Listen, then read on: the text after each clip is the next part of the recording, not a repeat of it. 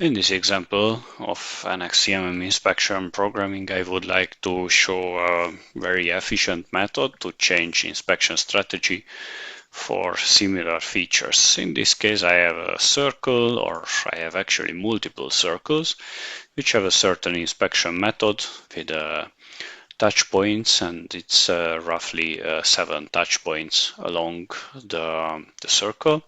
I would like to change this to be a scanning method. And in the past, you had to edit each pass and actually generate the new inspection pass.